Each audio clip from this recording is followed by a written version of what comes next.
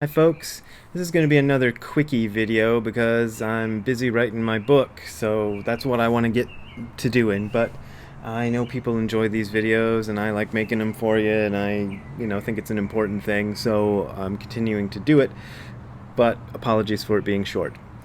Yesterday, we had a new person give a talk at the Angel City Zen Center, Zoom. We're meeting on Zoom exclusively for now until things get, settled.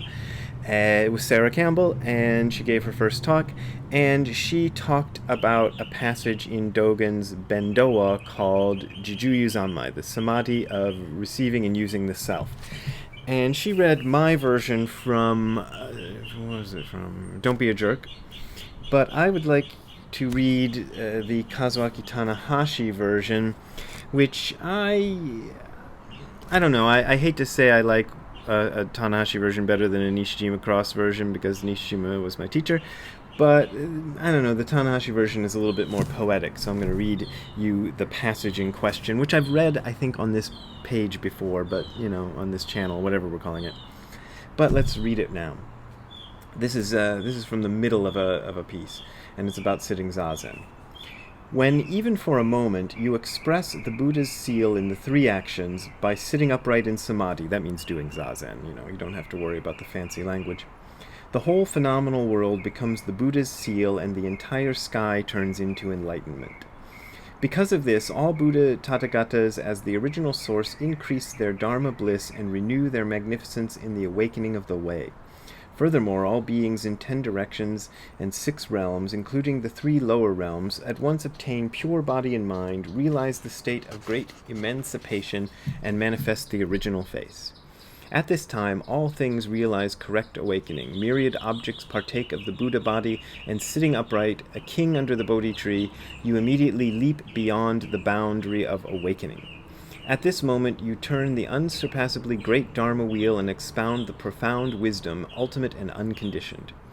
Because such broad awakening resonates back to you and helps you inconceivably, you will, in zazen, unmistakably drop away body and mind, cutting off the various defiled thoughts from the past, and realize essential Buddha Dharma. Thus you will raise up Buddha activity at innumerable practice places of Buddha Tathagatas everywhere, and cause everyone to have the opportunity of ongoing Buddhahood, and vigorously uplift the ongoing Buddha Dharma.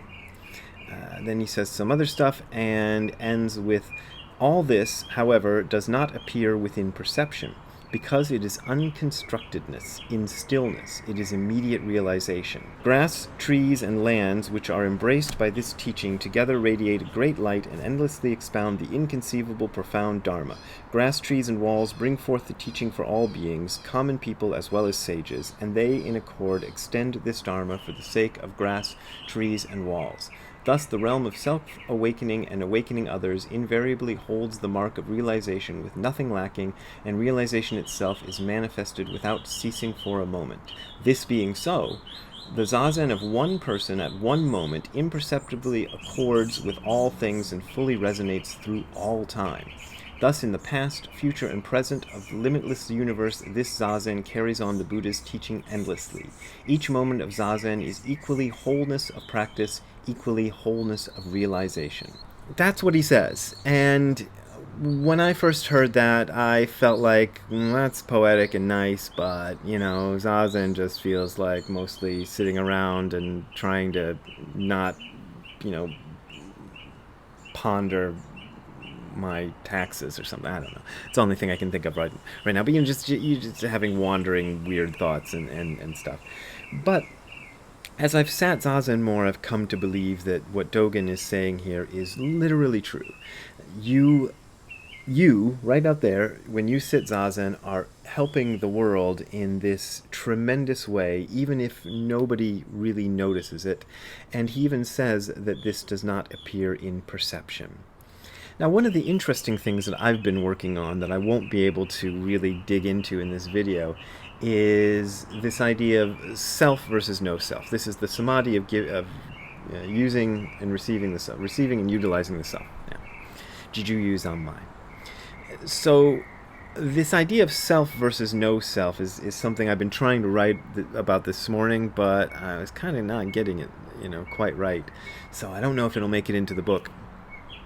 But one of the differences between, for example, Advaita Vedanta philosophy and Zen philosophy, Zen Buddhist philosophy, is that the Advaita Vedanta people talk about self and the Zen people talk about no self. But that's not quite true. Because if you look in the Zen literature, the Zenis talk a hell of a lot about self. And let me pull up a couple of examples from a thing I was writing. Sawaki Roshi, this is Kodo Sawaki, my teacher's teacher. He writes in one of his things that's quoted in Arthur Braverman's book. What the hell is Arthur Braverman's book called? Discovering the True Self. Early on in that book, there's a quotation from Sawaki. I'm looking at this. I don't know what my eye line looks like on the screen because I'm looking at the page on the screen. He says, "Each one of us should be positioned in no self." That's Buddhist doctrine, no self.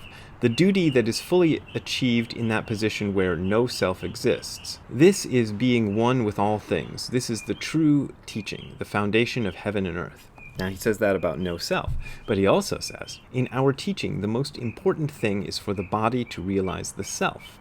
Okay? And he says, you can't see your true self, but you can become it. Becoming your true self is Zazen. And he also says, what is the true self? Rather than being a blank sheet, it is brilliantly transparent like the blue sky in which all sentient beings are contained. And, more tellingly, he has these couple of quotes, 3 of them. What I call me cannot sustain itself by itself. When we give up this me, it becomes the self that is the universe. Then, another quote, the true self is that which does not think of itself only as me. And here's another one.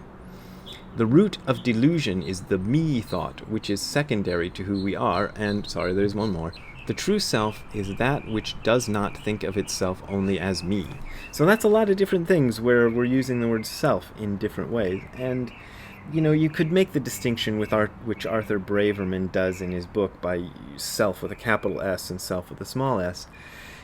And that works in English, but if you're Dogen, you're writing in Japanese and you can't do that. So he uses ji in various ways. Ji is a character that just means self.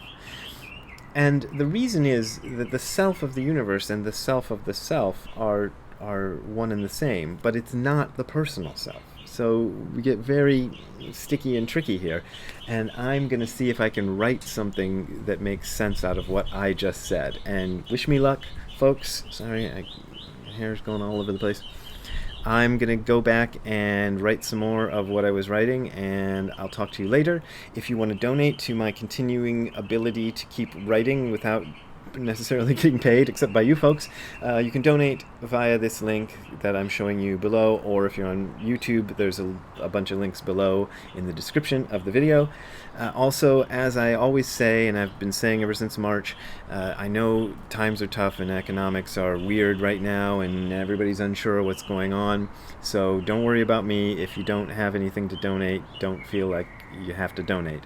But your donations are what keeps me going, and that has really helped me, and I hope that I'll be able to help you once we get out of this thing and start living again. Well, we're living, but we'll start being able to move around and talk to each other and see each other. I want to get out there and see some of you folks. So we'll talk to you later then. Have a nice day. Have a good time all the time. Bye.